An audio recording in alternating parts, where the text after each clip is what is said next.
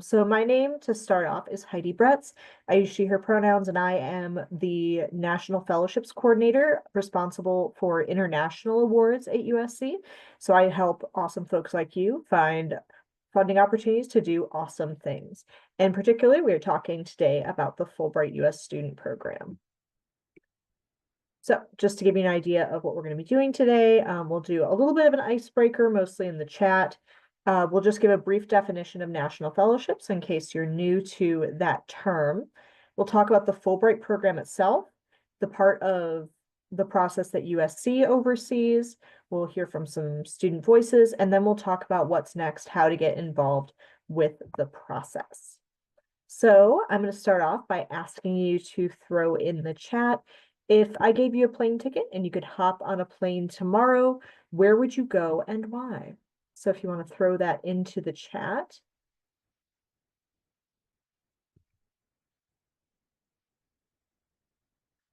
Let's see.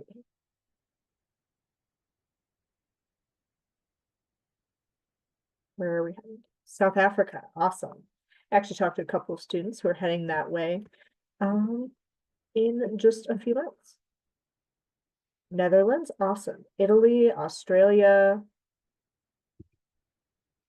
Greece, Botswana, Thailand, Hong Kong, Italy. Very cool. Prague. Very cool. I like that we have a lot of the globe represented. So yeah, well, the good news is I think with the exception of Hong Kong, all of those programs, or all of those countries and locations have Fulbright programs. What you can do in each location kind of depends on the country, but we will get to that. For the person who said Hong Kong, Taiwan is a location that you can go, or Singapore, if you're looking for something in that region with kind of a similar flavor. All right, and these are, of course, all pictures of our fairly recent Fulbright recipients doing wonderful things in wonderful places: Taiwan, France, Brazil, Taiwan again, and the UK. So first off, what are national fellowships? What does our office do? What are we about? So national fellowships are nationally competitive merit-based awards. What do all those words mean? So nationally competitive means that these are sources of funding that come from outside of USC. Students from all over the US can apply. It's not USC's money. We don't have any money. We help you find these opportunities and prepare your application. Competitiveness, especially when we talk about Fulbright, is a lot more about fit than anything else. How well does this program that you're doing help you to accomplish what you want to do? What's your fit for the program? They're competitive in that not everyone who applies receives an award because we only have so much, or we don't have money. They only have so much money. So again, the better you fit with what the program is trying to do, with what the requirements are, the better your odds of being selected. And there are over 350 different opportunities that are in our database. That is not everything that exists out there, but those are ones that our students have competed for, have received. So in addition to Fulbright, there are a ton of other awards to look into. So definitely encourage you to put eggs in many baskets, and we're happy to talk with you one-on-one about what that looks like. And so we talk about this nationally competitive part. What is this fellowship, this award and opportunity? What is that? You'll hear the words fellowship, scholarship, grant, award kind of used interchangeably, but basically what we're talking about is an award and an opportunity. So it's a source of funding that supports an experience. In the case of Fulbright, it supports 1 year of graduate study, usually resulting in a degree. Many degree programs overseas are 1 year long. A year of research, a year of English teaching, or a creative arts project abroad. But again, fellowships can be other things: language learning, summer programs, internships, research, you name it. But today we're focusing on the Fulbright. So what is this Fulbright program that we're talking about? So one thing to know is that the Fulbright program is huge. It's an umbrella term for a program that is funded by Congress. It was created in 1946. It's sponsored by the U.S. Department of State and the Bureau of Education and Cultural Affairs. And it includes a lot of different kinds of things that you can do. But the U.S. student program in particular is what we're talking about. And that is administered by IIE, who does a lot of these wonderful kind of exchange level programs. And so the U.S. student program is for folks who are graduating with their bachelor's all the way up to those who do not yet have a conferred PhD. And it focuses on more of that training aspect, the research, the English teaching, creative arts, and graduate study. And the cool thing about Fulbright is that it is administered binationally. So there is a US component to the Fulbright program, but a lot of these programs will have a commission, a standing commission in the country that supports Fulbrighters that are visiting there, also sending international students our way. And so this is a very collaborative program. And in fact, their mission is to foster mutual understanding between nations, advancing knowledge across communities, and improving lives around the world. So what does all this mean for you? Also, one note, Fulbright is seeking applicants that represent the diversity of the US, and that is in the widest possible sense. So do know that there is continuing support for identity groups and folks who identify as having disabilities in the Fulbright program. Fulbright's really great about working with students and applicants on these different topics. So Fulbright US student eligibility. So who is eligible for this award? This award is open to folks who are going to be graduating seniors, recent graduates, current graduate students, early career professionals. Again, as long as you have your bachelor's degree by the time of the program start, and you do not yet have a conferred PhD by the time your program starts, you're eligible for the Fulbright US student program. So basically, if you don't have a PhD, you can kind of remain eligible forever, which is a cool part of the Fulbright. For those of you who are graduating seniors, you can apply now to be abroad. The program that we're talking about, the application cycle that's coming up, the start date for most of the programs will be in fall of 2026. So if you are hoping to be abroad in fall of 2026, or if you're going to South America by February of 2026, March, or 2027, actually, 2027. See, you have to think really far in advance for this type of stuff. But this is the time to apply. So you have to be a US citizen, have to have a bachelor's, can't have a doctorate, and then there are country-specific requirements that vary pretty widely over the different Fulbright programs.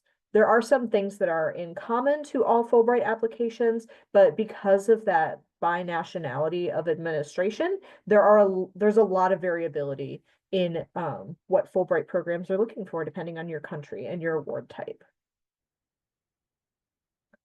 And for those of you who are graduating, you're like, I think I might do this, but I might wait a little bit. We also work with alumni, and as long as USC is like your most recent US institution that you've worked with, we can support you as an office. You can come back as an alum. We actually had someone last year who graduated in 2016 who received a Fulbright and is now overdoing an international MBA in Spain. So again, you're basically eligible forever until you get a doctorate. So again, we have these program award types. So the program awards are lumped into kind of two big categories.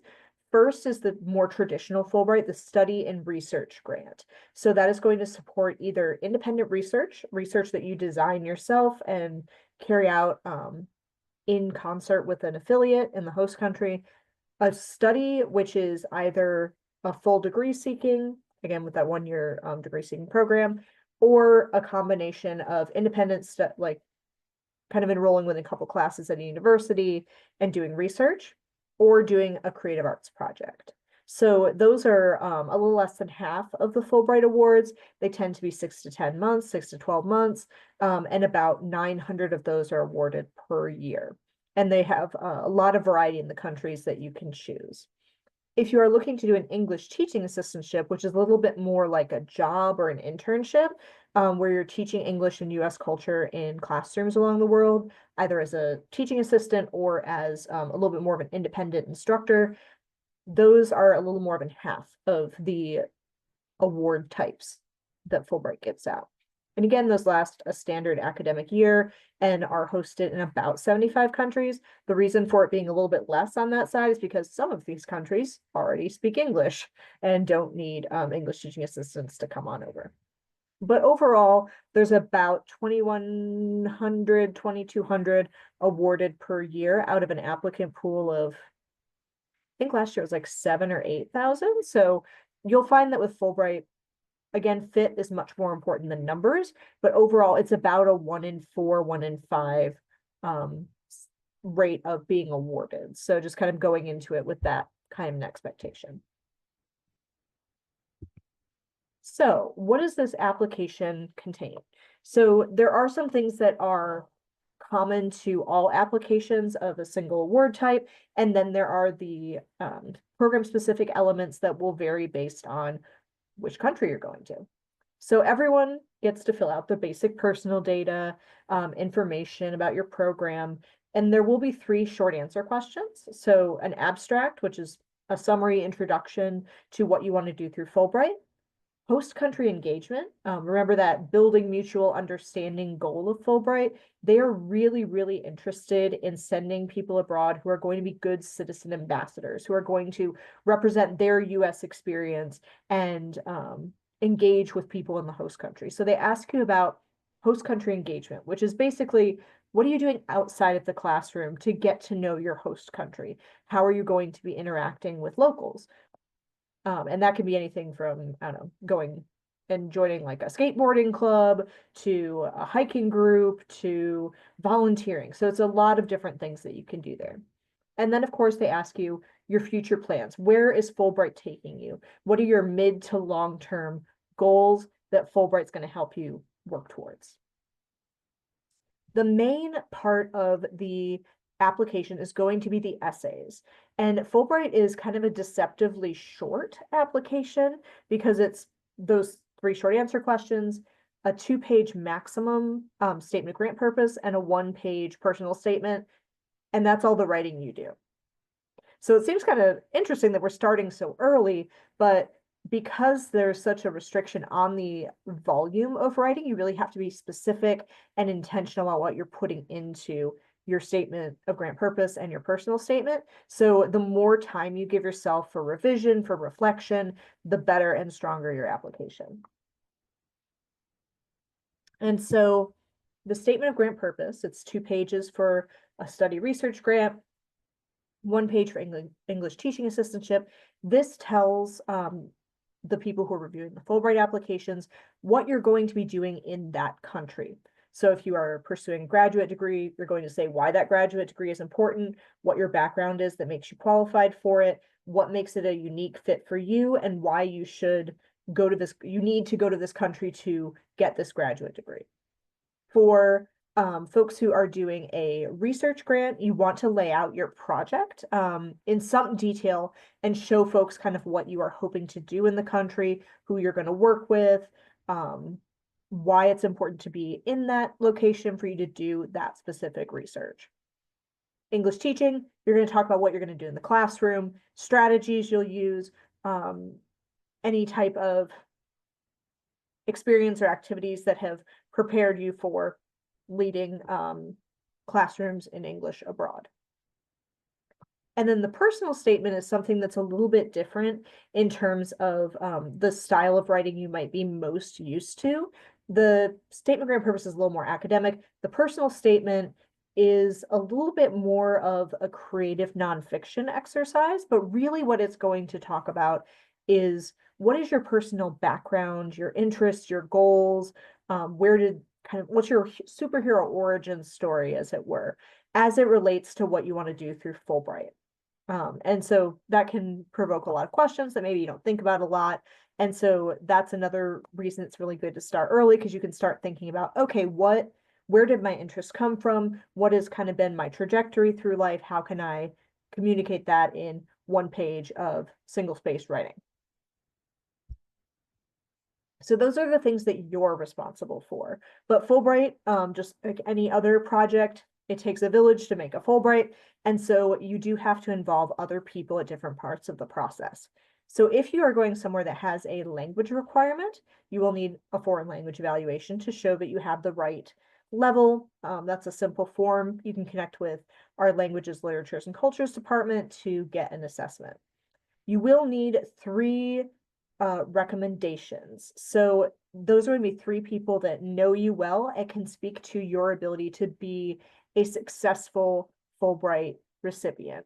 So it's much more important for Fulbright that the people know you well and can speak to your strengths and your skill sets and interests, rather than focusing on like, oh, well, this person is I don't know, an instructor, and this other person is a full professor. Title doesn't matter quite as much here. And you will want to plan mostly for, of your 3 references, 1 being academic, 1 being non-academic, and then a third of your choice, depending on what you're hoping to do in the country. Oh, good question. If I have family ties to that country, will that help or harm my application? So that's going to be the answer you're going to hear the most often when it comes to Fulbright. It depends. Some countries are very happy to have folks who have family ties, sometimes even that have dual citizenship into the country. There are other folks who don't let dual citizens or people who've had extensive experience outside of study abroad. Study abroad doesn't count towards extensive experience in country. But if you like grew up, I don't know, say in Kazakhstan for most of your life and you spent a ton of time there, you're going to have to make a pretty strong argument as to why you need to go back to that place where you've already spent so much time. So it'll kind of depend on what you're hoping to do. So read the program page very carefully. I will say right now, with the kind of changes that are kind of happening at the administrative level, and also just Fulbright's regular annual update, some of the program pages may not be visible right now. And what I would recommend doing is getting on the Wayback Machine. It's a website you can go into and you can plug in a website and access archived versions. And that'll help you to get a sense of what's been done in the past in terms of the program pages, and give you a little sense of what kinds of requirements, what kinds of things you can do in the country. The application for Fulbright will open in April. So between now and then, they should be updating all of those program pages with the information for this coming cycle. So do stay tuned for that. Other things that you're going to need, transcripts. For the purposes of the application, unofficial is fine. They will ask for an official transcript if you are moving into the semifinalist round of competition. And also, you'll want to get any copies of your study abroad transcripts if you came to USC from another 4-year or 2-year college. You're going to need to get those transcripts for the Fulbright application. And then, of course, very important, if you're doing a research or study grant, you have to have a person supporting you in the country, an affiliation. And we'll talk a little bit more about that in our student voices section. But basically, that is a letter from someone who's going to be your host in the host country. They don't necessarily like give you financial benefits, but say if you want to do a research project, it's the person who supervises the lab that you're going to be working in, and they'll write a letter saying, hey, we've talked with James over here, and James wants to do research involving some samples we have that are unique in our lab, and we're going to give him access to a microscope and a desk and our equipment and the library. We'll help him get a library card, like those type of things. And so that is something, especially if you're doing research, you have to have that. And it's going to be really important that you have a good explanation from your host, what you're going to be doing in that country and how they're going to support you. If you're doing a study grant, in many applications, the affiliation is your letter of admission to the program, which you probably won't have at the time of your Fulbright application. The Fulbright application is due in early October, and a lot of times you haven't even opened or applied for your master's program yet. So in some cases, unless they tell you not to, you probably should also reach out to your faculty at the university to get a letter that says, hey, we've talked with Jessica over here and we're excited to have her should she be admitted to the university. And we can talk more about what that looks like, but just know you need to be thinking about who are you going to be in touch with in your host country. If you're doing an arts grant, they do ask for supplementary materials and examples of your artistic work.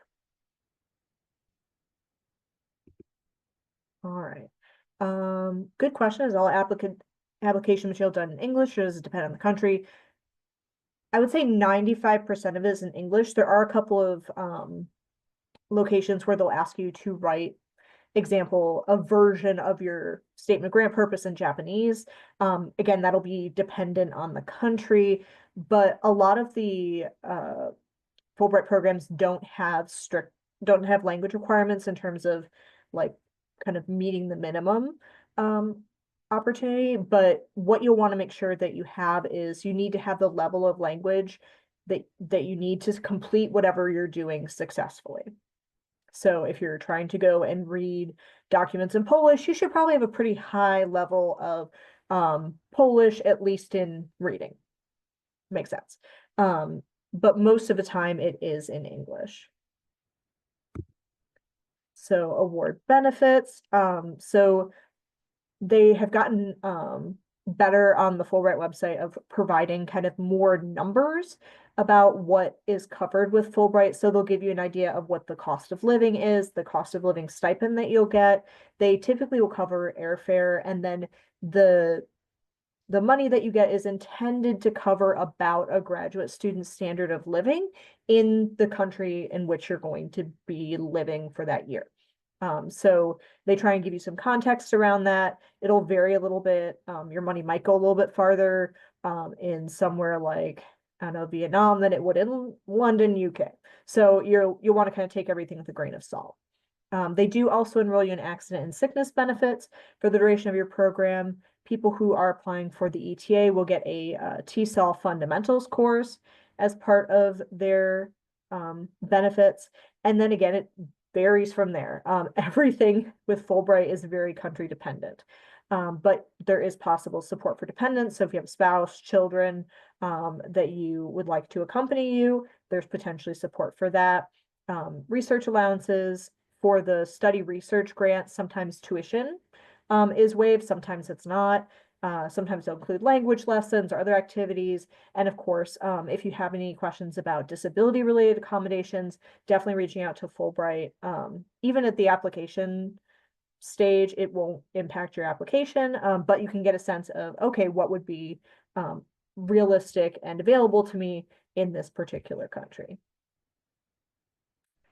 And so what are some of the post-grant award benefits? So once you're a Fulbrighter, you're kind of always a Fulbrighter, and it gives you access to this really robust network of alumni throughout. There's even an alumni association in South Carolina. There's a US, there's an international one. You also get lifetime access to a Fulbright email and the State Department Alumni Network, which they've been doing some really cool things with that. And it's any student, any person who has done a State Department exchange program ever. I did critical language scholarship when I was in college, so I'm actually a State Department alum, and you can still access things. And they have really cool webinars they do. They've started doing like in-person programs to places like Korea to look at media literacy, and to Brazil to check out entrepreneurship in STEM. So they still have really cool opportunities. And for any of you who are looking to get jobs in government, for 12 months after your Fulbright, you do have non-competitive eligibility hiring status, which basically means that you get a leg up. It's a special hiring authority that makes it much easier to get a job with the federal government. So it's a little bit of a leg up. So those are all the benefits. We've talked about the application. What's the timeline? So this says April through September, starting to design your project and look at your programs and everything. I would go ahead and start looking at those things. Again, the website will be updated as we get closer to the deadline. Things haven't changed so much from year to year in terms of the program descriptions and requirements. So I would say you can still use the Wayback Machine to kind of get a sense of what awards are out there, what kinds of things you can do in your chosen country with your chosen award type. And then we'll talk about the USC process. So you have all this kind of Fulbright process. And where we come in is we have support that's built in for you from now until the application deadline. And one of the most helpful things we do is the campus feedback process. So the campus feedback process is an additional layer of support from USC, whereby you will give us a dress rehearsal, polished draft of your application by August 13th. That seems early since the deadline is not until mid-October, but the reason for that is we actually put together a bespoke committee for you of faculty in your area of expertise, they may have familiar with your region or familiar with Fulbright, and they will read your application materials, and you'll get to sit down with them for 30 to 45 minutes and get direct feedback on your application. And I'll let the students say how helpful that was for their particular applications, but it's pretty much the most helpful thing we do. And most of our Fulbrighters, I think if not all, have gone through that process who have received a Fulbright. So definitely take advantage of that support. We also have a bunch of resources. I'll add you all to our Fulbright team, which has, again, a lot of things to help you prepare your application, a lot of tips, tricks, email templates, examples of past applications, all sorts of stuff. And so you'll have access to that. We also have a mentorship program that we have students be a part of, where you'll actually be paired up with a Fulbright or a faculty Fulbright program advisor. So that's a faculty member who's volunteered to be another source of mentorship and review as you draft your materials. So you'll have our team, you'll have your faculty, FPA, and then you'll also have kind of the national Fulbright support. So all the support from every direction.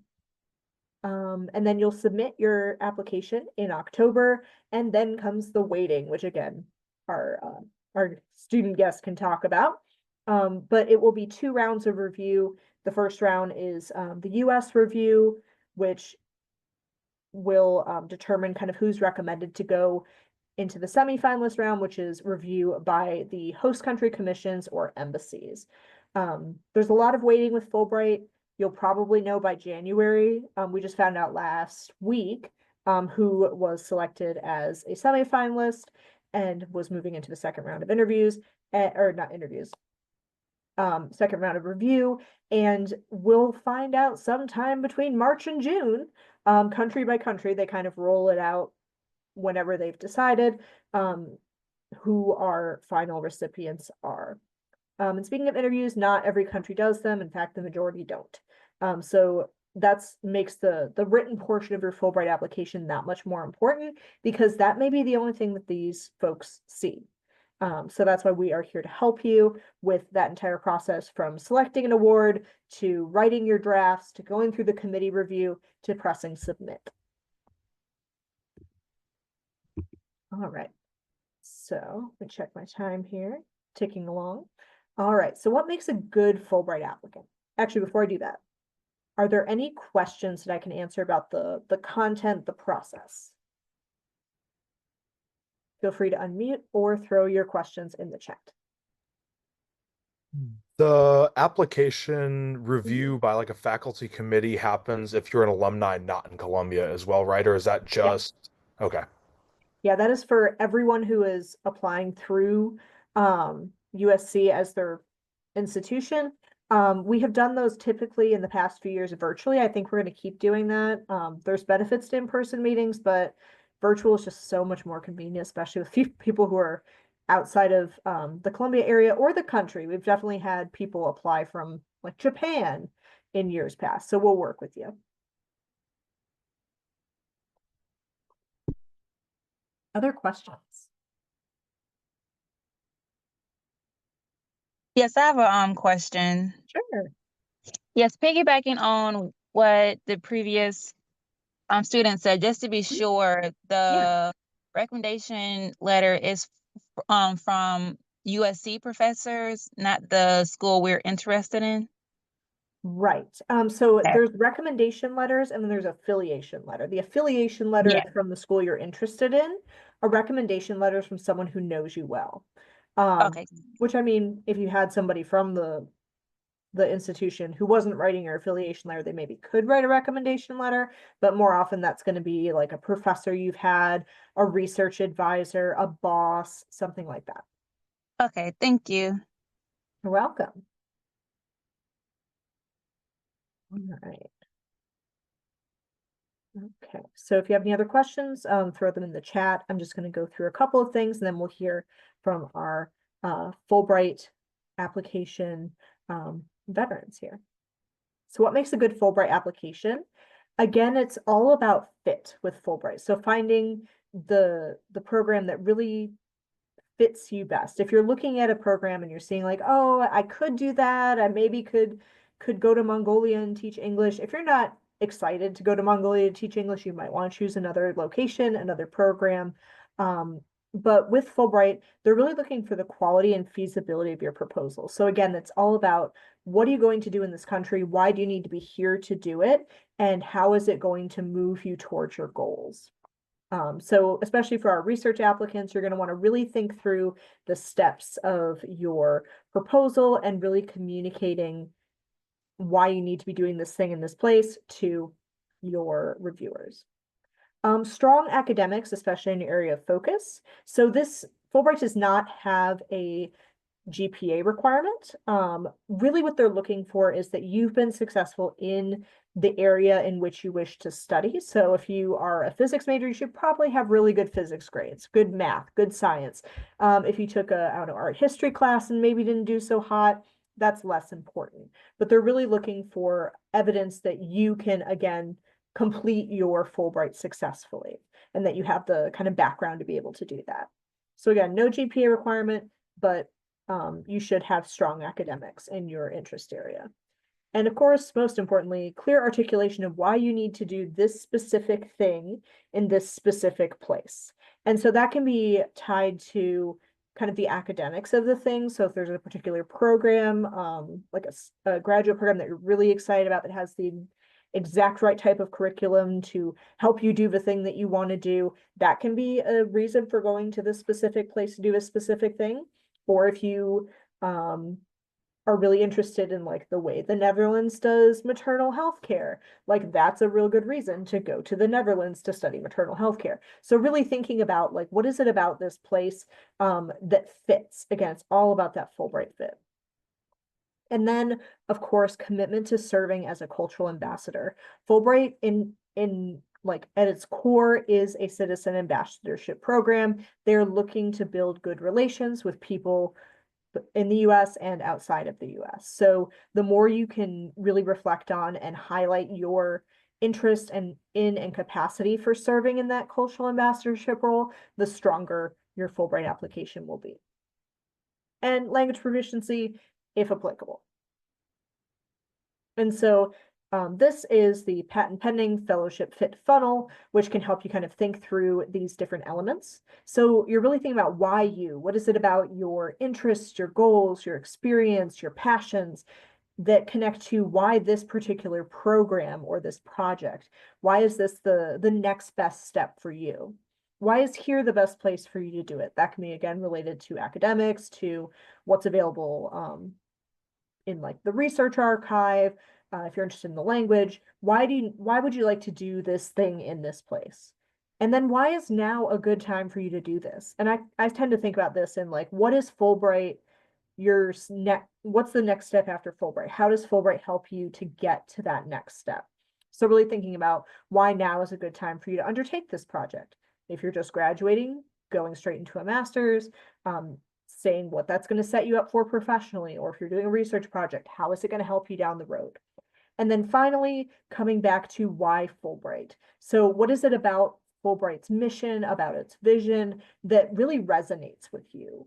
So Fulbright, again, is all about citizen ambassadorship, building relationships. If that's really exciting to you, definitely highlight that. So highlight why Fulbright. And we can help you do that. So what is next in terms of the USC process? So between now and June, preferably earlier, especially since you're already here tonight, is coming and meeting with our team. So you can schedule an appointment with us on Navigate or on Calendly. There are links on our website, and I'll show you how to get started with that later on. So scheduling a meeting with a National Fellowships Advisor to talk about your plans. At that meeting, you'll get something called a preliminary application link, which is basically gathering some information from you, what programs you're thinking of, what kind of award you're looking at, just elements that you're thinking of for community engagement. And basically that preliminary application gives us the information that we need to pair you up with that FPA mentor for the summer. A lot of the work on Fulbright goes into, or a lot of the work you're going to put into Fulbright goes over the summer. So basically, just know that over the summer is going to be when you're doing a lot of this writing, a lot of this revision and review.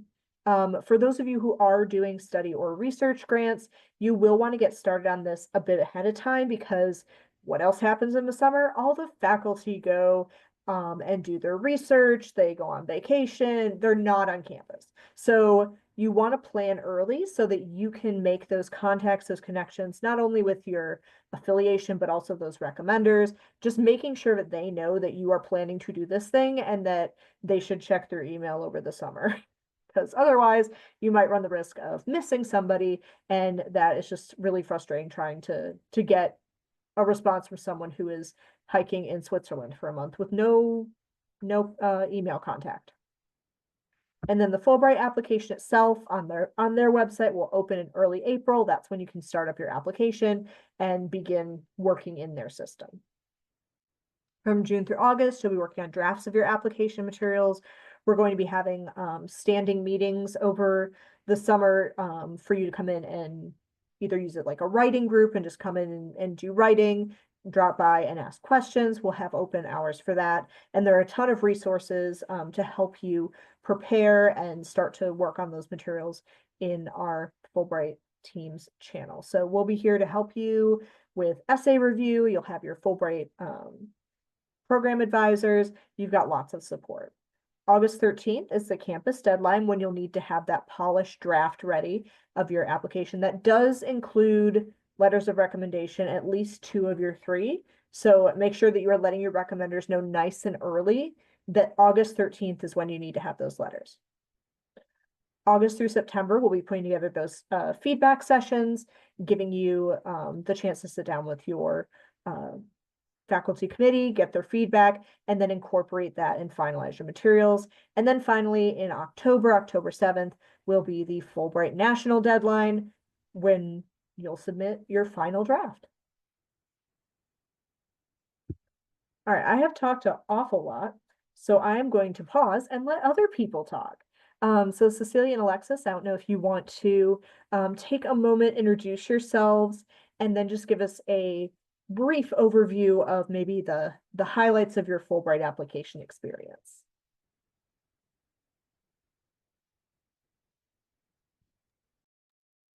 I can go first. So I'm Alexis. I am a pre-med biology major, and I did win a previous fellowship to do psychology research in Germany over the summer in 2023.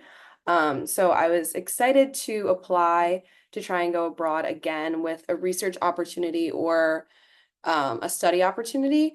And I kind of had no idea what I wanted to do specifically. I knew I wanted to do maternal and fetal health, but I didn't have any specific programs in mind or anything. And so the awesome part about the USC process was that they paired me with a professor who works in the field, and she was able to connect me to programs that I could look at, so I ended up applying for a research program with an international organization that had multiple countries. So then I kind of got to pick like which country then within that I wanted to apply to based on like the Fulbright requirements and all of that. So it was super helpful. She helped me a lot in like even just figuring out what I wanted to do, which is really nice because it means that anyone could apply, like even if you don't have that specific plan already laid out for you. But yeah, so I got an affiliation letter as well because I wanted to do some classes at a local medical school in the Netherlands, which is where I ended up applying. I don't think I said that. So I was going to do a combo of study and research. Yeah. And so, hi, I'm Cecilia Coloso. Like Alexis, I'm a fellowships ambassador here. I previously won the Gilman Scholarship, which allowed me to spend a semester abroad in Bishkek, Kyrgyzstan. Although I got to travel to Uzbekistan and Kazakhstan as well. And like Alexis, I knew that I wanted to go abroad again and just continue exploring in the post-Soviet space that I'd already begun exploring because I'm a Russian major and plan to go to graduate school to study Slavic literature long term. And so I had a similar experience. I knew what I wanted to do. I knew I wanted to apply for an English teaching assistantship. While I was in Kyrgyzstan, I volunteered as an English table leader. So basically a little informal speaking club that met 3 times a week at the local library. And we would just chat and people could come and practice their English for free. So I had really enjoyed that experience, wanted to prepare for teaching in graduate school, and so wanted to apply for a Fulbright that would let me combine those sorts of things. And Heidi helped me narrow my options down between returning to Central Asia and applying for Kazakhstan and applying for Moldova to explore a different region of the former Soviet Union, which is what I ultimately ended up doing.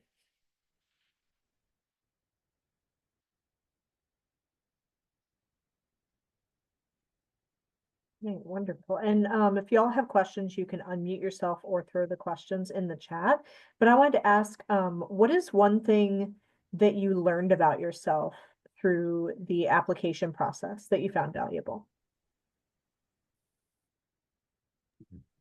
I think for me, having to work on those personal statements and all of that, for a while was really helpful because I'm also, like I said, pre-med, so I'm working on that personal statement, and a lot of what I wrote this summer, I can use for that as well.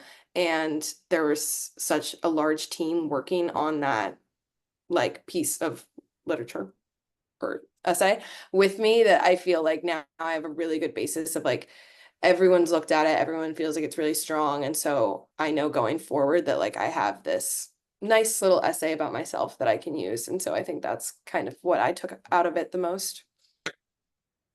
Yeah, I think anytime you're applying for a fellowship, it just requires you to do a lot of introspection, a lot of reflection on what you've done, where you've come from, and where you want to go.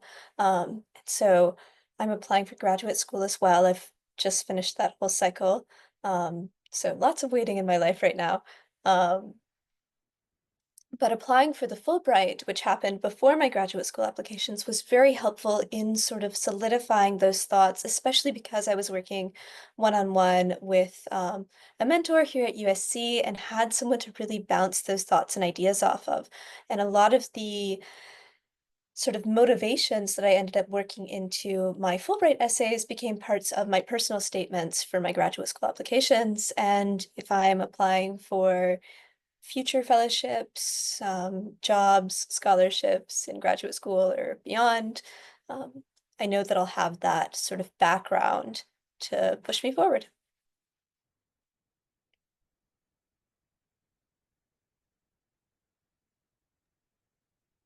Wonderful. Other questions from the group?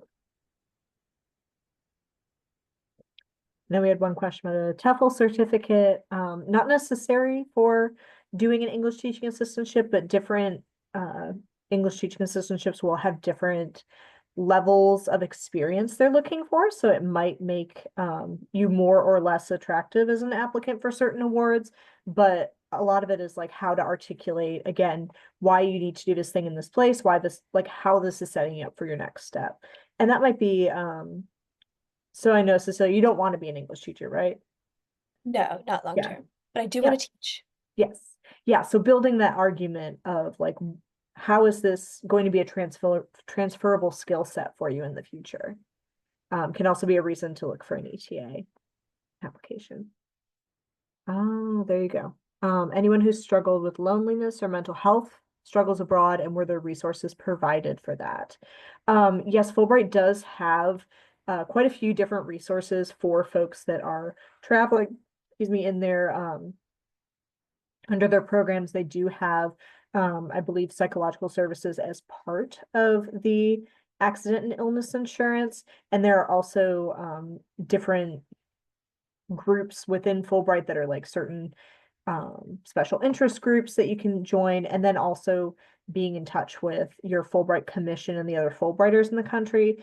But the extent to which the Fulbright Commission will be involved, in touch, to the extent of which you'll have other Fulbrighters near you, that's kind of dependent on where you go.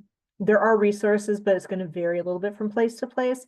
I think that on the Fulbright website, they have some recorded webinars that deal with those topics. So I would definitely take advantage of that. Or if you have a particular place you know you want to go, we can connect you with perhaps an alumni of USC, and they can share their experience traveling. But yes, a year in a different location can be a lot. So it's good to already be proactively thinking about how to take care of yourself. Yeah. Trying to think other pieces of advice you would share, Alexis or Cecilia, about applying for Fulbright, about deciding which program to do, about how to approach kind of that ambiguity and that uncertainty that can come from waiting and then finding out results. I mean, Oh, you go. I know that this is maybe a bit basic, but I think that one of the most crucial things is giving yourself plenty of time to work on this. You don't want this to be a stressful, unpleasant, last-minute project. I think definitely enrolling in USC's sort of mentorship program that breaks it down month by month over the summer. I met with my mentor once or twice a month, every month, and emailed in between. She was super flexible, worked with me while I was away working at a summer camp this summer, and was accommodating of my schedule, but it still gave me these mini deadlines to keep myself going, because it's so easy, especially over the summer, to just let this sort of fall by the wayside. But definitely give yourself time. And like Heidi said, start thinking now about places you might want to go. Even if you haven't made a decision about where, just start having those conversations with yourself as early as you can. Yeah, I agree with all the same things. I can't recommend like the USC program enough. I don't think I ever would have been able to apply to Fulbright without it. The same thing, like if you're a very busy student, the summer is kind of the only time that you have any free time. So being able to do that for me, like summer, I have too much free time. It really gave me something to do. And it's not a process that's ever going to hurt you. Everything about it ends up being helpful. And I feel like I took a lot out of it, like regardless of the results. So that's just all I would say about it, I think.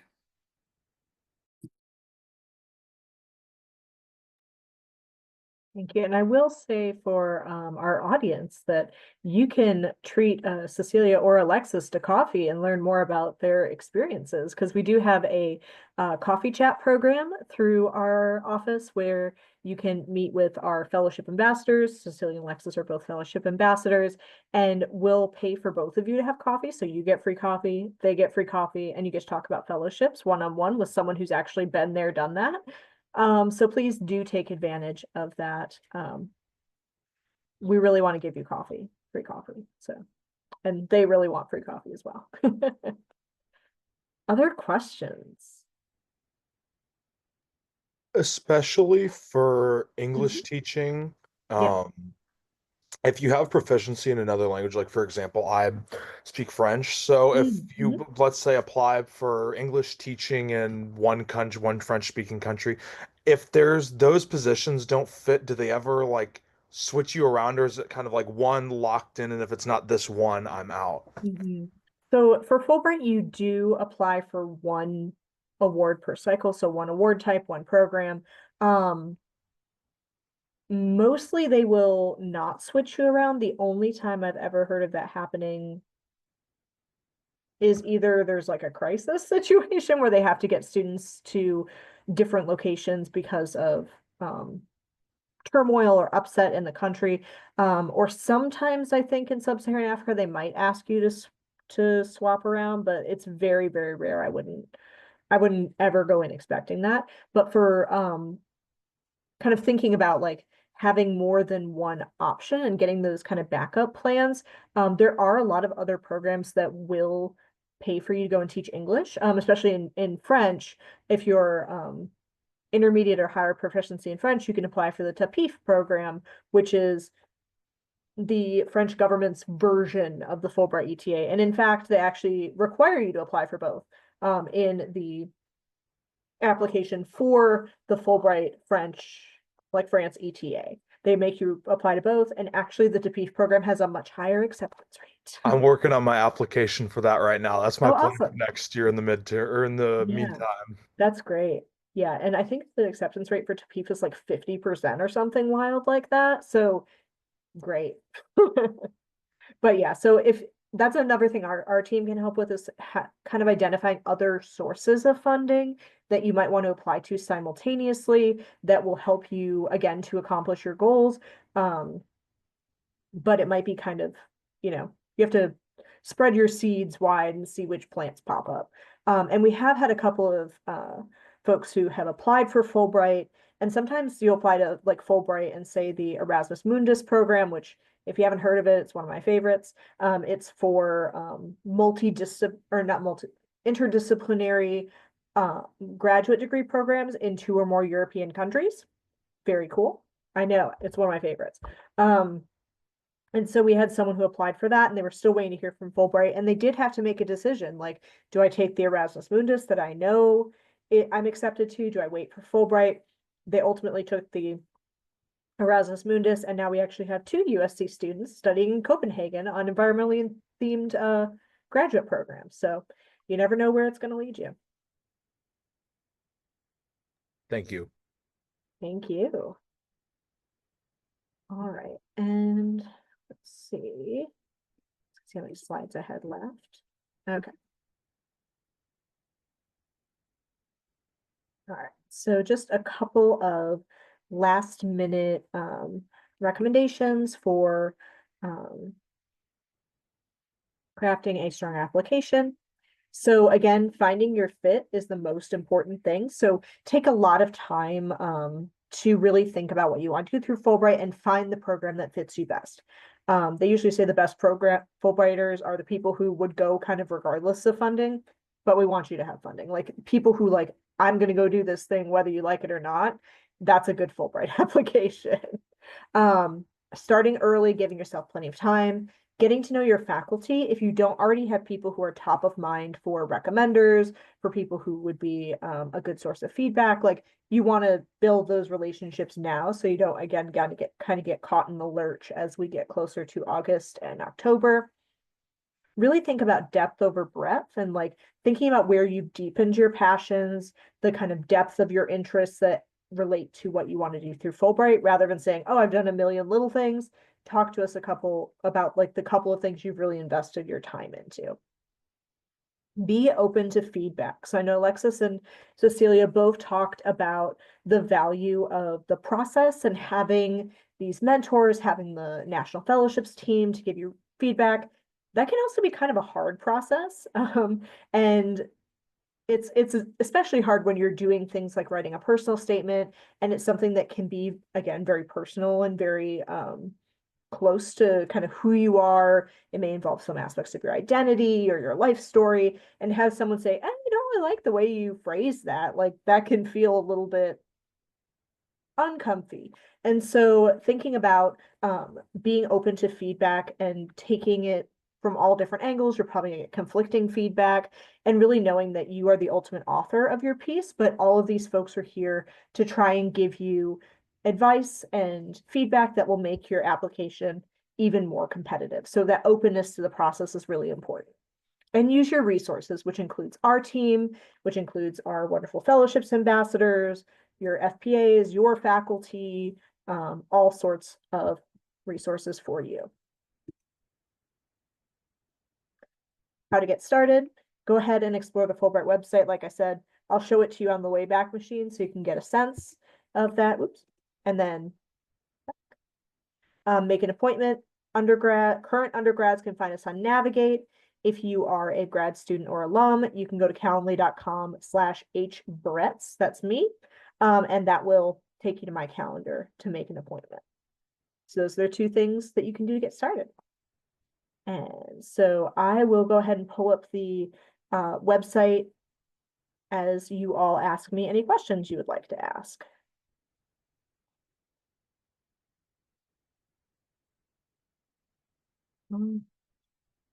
Fulbright is something you can apply for multiple times, right? Pending that you don't have a doctorate. If you get turned away twice, you could go back a third time theoretically if you wanted to. All right. Yes, and actually, it isn't uncommon for folks to apply multiple times and to receive it later, like on the second, third time, or some people even like apply for, like they'll start off applying for an ETA, they'll take a couple years break, they'll come back, apply for a research with a lot more sense of purpose and receive it then. You can only, again, you only get to apply for one per cycle. And if you are awarded, you do have a time frame in which to accept or decline the award. As long as you accept or decline within that time frame, no harm, no foul, you can apply for future cycles. Where the problem comes is if you accept an award and then try to back out. Don't do that. Other questions? Okay. Yeah, and this is the Fulbright program website. Again, I said they're kind of doing some construction right now. Hopefully that will resolve soon so that you can go and do your research. But basically the two places that you'll want to look most are going to be under the applicants section and the application components. That will give you a list of those different elements that are common to whatever type of application you're doing, and give you more instructions on like, what do I put in the statement of grant purpose? What do I put in my personal statement? So that's one place. They also have an award search, which I think is working, not working now. Again, this will hopefully be updated soon, but in theory, in the future, there will be an award search, and you'll be able to put in different parameters like the type of award, what you want to do with the award, whether or not it has a language requirement, and it will give you options for that. And then also, once it gets repopulated, the country pages will be located here, and you can get a sense of, okay, what awards are available in this particular country. And yeah, and we can dig into other types of awards later when we're talking one-on-one, the website's working. So but each of those will have different descriptions of what the different award is.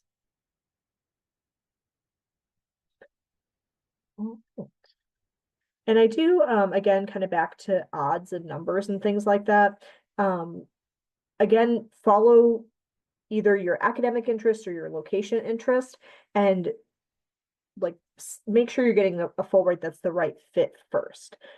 If you do come to a point where you're deciding between kind of two equal options, that can be a place where you can look at the Fulbright statistics page and get some more information as to like the odds. But I definitely would never start with numbers, because there are some places like, oh, and if you go to an ETA in Mongolia, you have a 1 in 3 chance of being selected. Awesome if you are interested in Mongolia. If you're not, you're probably not going to be the one that's selected. So you want to think about what is the best fit for you. All right. Okay, well, I think that concludes my presentation for now. I know this was just a very, well, I say brief overview, a very action-packed brief overview of the application process. And basically, you need to know your next steps are to look at the website, use the Wayback Machine if you want to see some of the previous information that was on the website, knowing that it's subject to change. And then also coming in and having a meeting with us, with one of myself or another fellowships advisor. You can meet with any of the three of us to get started. And then you'll probably end up working the most with me because I oversee the Fulbright process, but we'll be good friends by the end. All right. Thank you all so much, and I hope you have a wonderful evening. Thank you so much. Appreciate it.